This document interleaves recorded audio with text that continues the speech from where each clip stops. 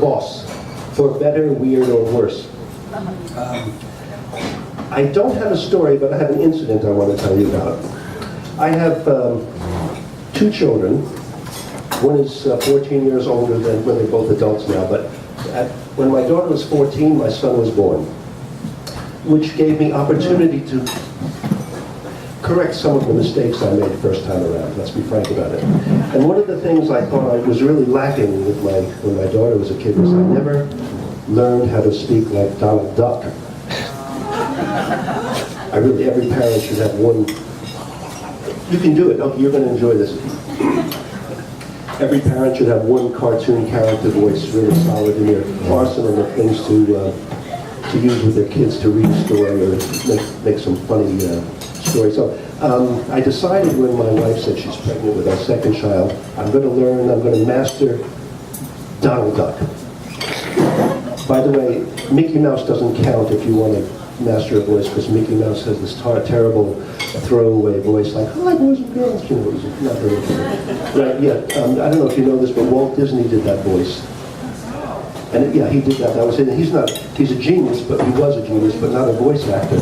So he had this throwaway voice that was, because Mickey Mouse was the foil for all the other incredibly nasty characters that he dreamt up.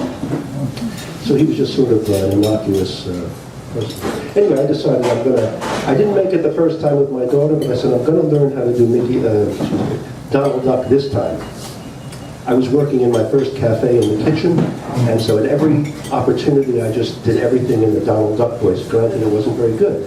So I had a toehold in this voice because of my daughter's experience. And so I would do everything. An order would come in and I'd go.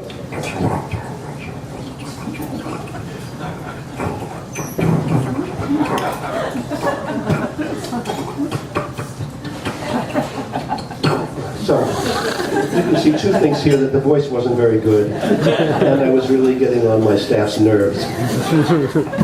Boss, right?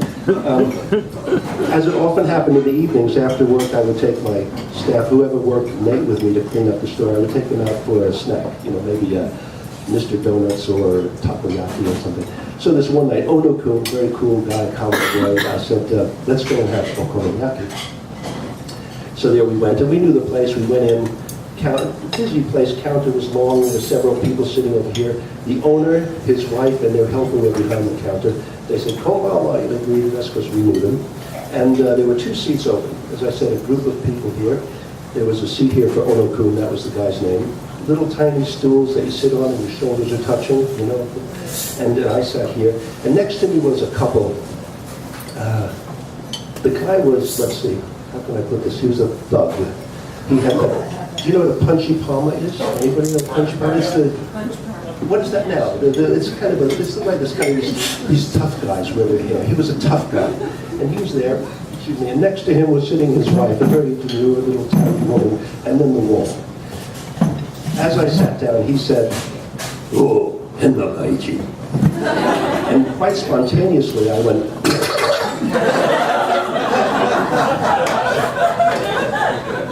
and, well, no, what happened was like, it was a, what's the word, seminal moment. I had the key.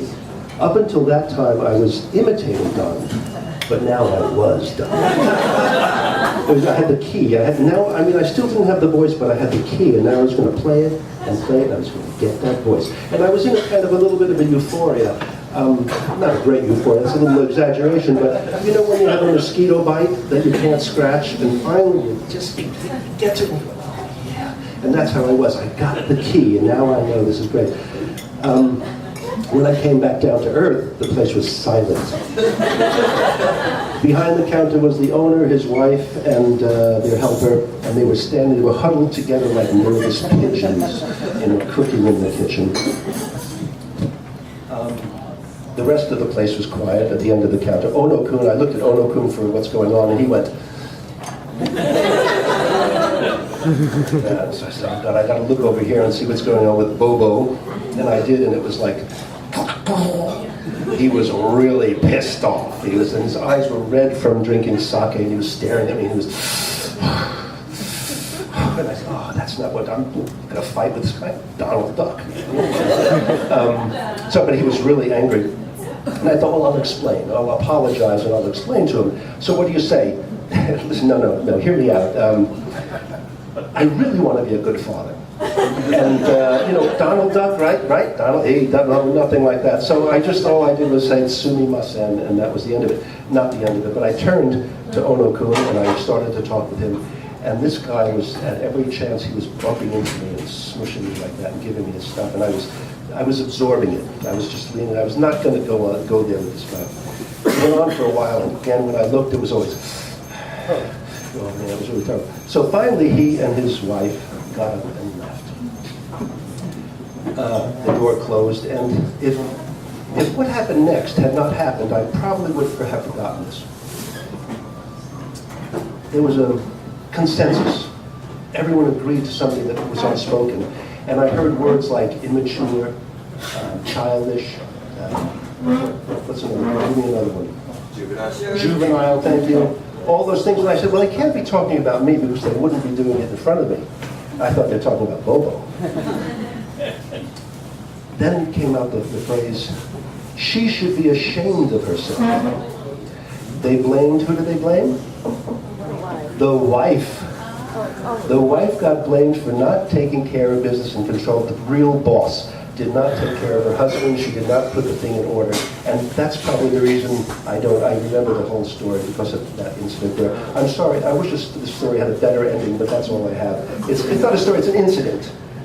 The end.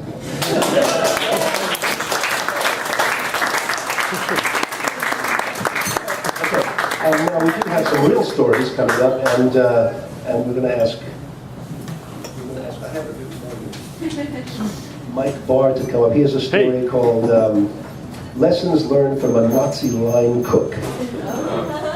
Mike Barr.